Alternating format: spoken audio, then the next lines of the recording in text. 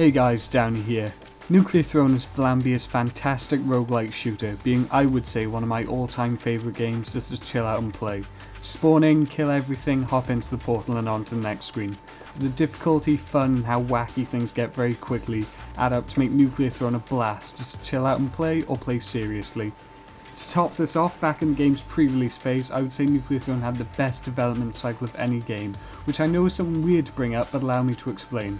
Most of the development cycle was done on live stream, and then a weekly update every Sunday added in all the content we saw being worked on, really making it clear how much work was being put into the game despite the fact that it's early access. Story. In all honesty, there really isn't one aside from some small amounts of character lore from loading screens, such as Fish being formerly a policeman or Steroids being a scientist who juiced up in order to survive the wasteland better. Outside that, there's no real moving narrative, just go pew pew, reach the throne, beat it or loop over again. Seriously great arcade fun, not really being dragged down by an unnecessary story along the way. Something I wish more devs would come to realise is while I do love a good story in a video game, games like Nuclear Throne and Dusk show that the story isn't absolutely necessary for a game to be a great time. Nuclear Throne gameplay will very quickly teach you the full meaning and application of going in big, with its bullet hell-esque gameplay focused on maximising risk and reward. However, before you do that you have to choose a character. Everyone has a passive and activated ability, which can range from characters being strong, medium, weak, or even just being a hindrance to play as. They range from very simple, like Fish, who gets more bang for his buck after every ammo pickup and a dodge roll, Crystal, who has more HP and a shield, and Steroids, who can dual wield at the cost of accuracy. Some, however, are a lot more complex and difficult to master, and really showed some great creativity from Vlambeer. Melting being a great example of this, having laughable HP but getting more XP per kill, as well as the ability to blow up all corpses on screen. These explosions also delete projectiles, leading to a hyper-aggressive playstyle, really showing off Nuclear Throne's focus on risk, reward and gameplay. YP is also an incredibly fun choice, his passive being a simple increase in rate of fire, and his activated ability is to fire his weapon twice simultaneously, which in combination with trigger fingers can turn something like the Super Plasma Cannon into a stage-destroying monster. Horror is also a lot of fun, his passive giving him an extra choice of mutation on level up, and his right click can shoot your currently held experience as a projectile destroying laser beam. Then there's my personal favourite character Rebel, passively healing half her HP at the end of a level and being able to spend HP to spawn allies. I love the idea of using your HP as a resource to create damage, especially in a game like Nuclear Throne where ammo can sometimes be very scarce. Another central mechanic for Nuclear Throne is Mutating. Whenever you collect enough radiation which acts as your XP, you can choose one of 4 mutations. All of these have some direct application. You always have the good ones like Rabbit Paw, increasing item drops from kills, and Plutonium Hunger, pulling in drops from further away. The more defensive end of mutations such as Rhino Skin, giving you extra full HP, Bloodthirst, making some kills randomly heal 1 HP, and Second Stomach, making every health kit heal twice as much.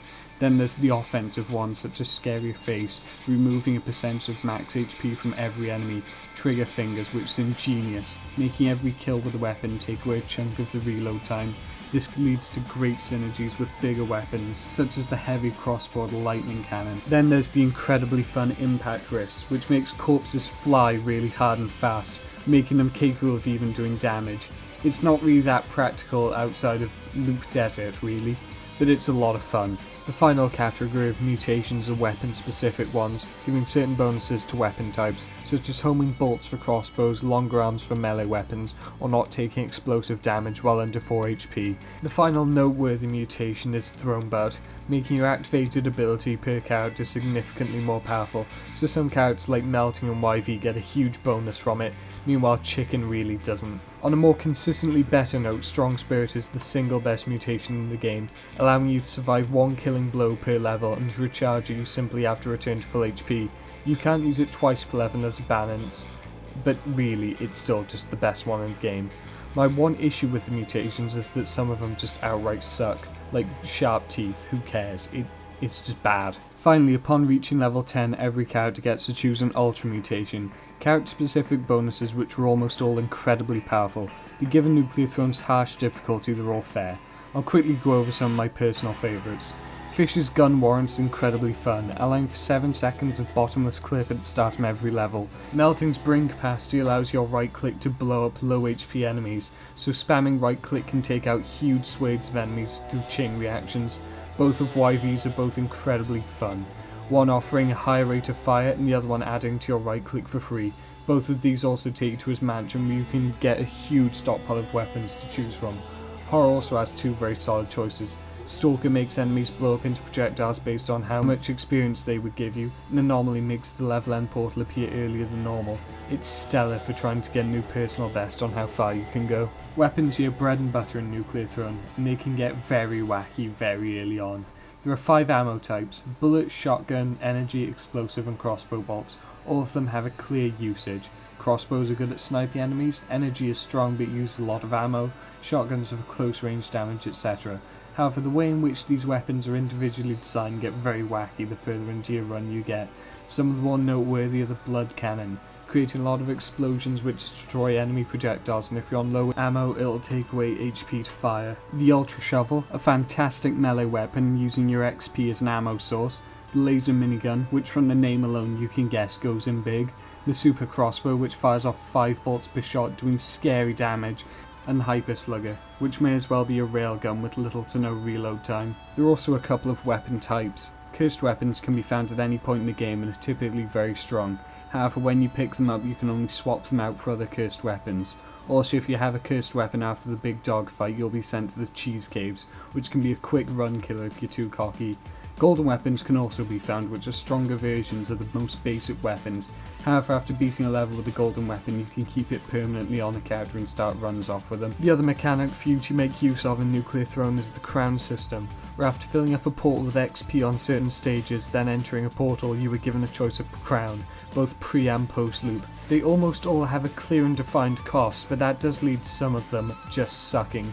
The ones pre-loop that I personally like are Crown of Curses, which just means you get a lot more curse chests, potentially leading to better weapons early on. Also, I like Crown of Destiny because it gives you a free mutation, but I can only recommend it if you're a very high level early on, as after that you're only allowed 1 mutation pick per level up, even on your ultras. From looping onwards, your viable choices go down. Crown of Death takes away 1 HP from your max, makes every explosion in the game much bigger, so this with something like the Gatling Bazooka can be really fun, if not very long lasting. Crown of Blood is my go-to, however. It's a much more chaotic fun choice, decreasing XP gained per enemy, but every level now has significantly more. Lastly, Crown of Love is great fun if you need ammo and are fine with your current weapons. You can also start a run with any crown as long as you bring it through a loop with you, or beat the final boss being the throne or the captain, leading into the game's healthy amount required for that sweet 100% achievement. Enemies are also really fun. They almost all provide genuine challenge and none are really overpowered. The one issue I do have is during a loop, Elite IDPD can act more of a mini boss and can catch you off guard. Nothing too intense, however. Mimics can also catch you off guard, however again paying close attention to chests when you pick them up can easily handle this. The bosses are almost all a great time, providing good challenge at every turn in the game, from towering threats like Big Dog to the aptly named Little Hunter. I don't have any issues with any boss fight in Nuclear Throne, and I feel like they're all a good time, especially because none of them really feel like they go on for too long, compared to other roguelikes like The Binding of Isaac where a poor run can really make a boss drag out. In Nuclear Throne, that's not an issue, every boss can be done in like a minute tops. Also, the final boss in loop against the IDPD captain is nuts and was actually the 13th labour of Hercules. His combination of Toho-esque projectile spam and HP is a blood-pumping thrill to play through, and a fun secret area to get through as well. Enemies are all interestingly themed and well designed so that the enemies spawning there don't blend in. The reason I bring this up is that there are a lot of secret areas you can find, such as the Oasis in level 1 if you ignore enemies and just pick up the chests. Also, if you have a screwdriver, you can use it on the golden car in the scrapyard to go to the mansion to get a guaranteed golden weapon.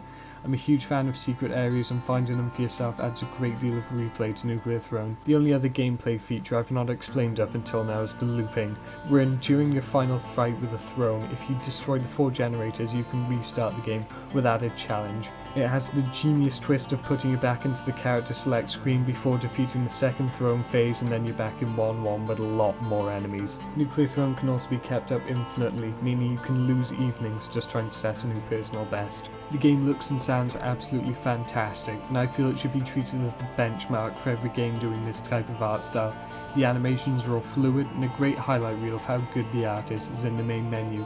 Every character portrait is gorgeous, and I love how even the bee skins have unique character portraits. In stark contrast to more popular games with similar art styles like Undertale, Nuclear Throne is a joy just to look at due to how fantastic everything looks. To top this off, the music and sound design are fantastic, something I cannot thank Yukio Kallio and Eunice Turner enough for. A tiny detail on the soundtrack that I love are the fact that most stages have a bee theme for them, which are typically more somber pieces which are very rare to come across. I just love small details like this in my games. Nuclear Throne also has a modded version I would recommend installing and messing around with called Nuclear Throne Together, finally revamping that honestly poor local co-op into something fully functional as an online experience. And while I do love Nuclear Throne Together, it does have some issues such as ammo running low very easily. But to be honest, playing Nuclear Throne with a friend is such a blast, it doesn't even matter much. Also, if it really is that much of an issue, NTT can support a lot of mods very easily, so dealing with the ammo issue early on by legitimately giving you both ammo share is simple. In conclusion, a game that I've sunk more time into than I'd like to admit. There is a lot to do and unlock. Every crown being unlocked on every character quest I found myself spending a good amount of evenings on a few years ago. So with the current lockdown, if you'd like to have something to properly sink your teeth into as a game, I'd highly recommend Nuclear Throne. If you enjoyed this retrospective review of a game I like, there's a couple more on the channel for you to check out. That's all for now though guys, take care.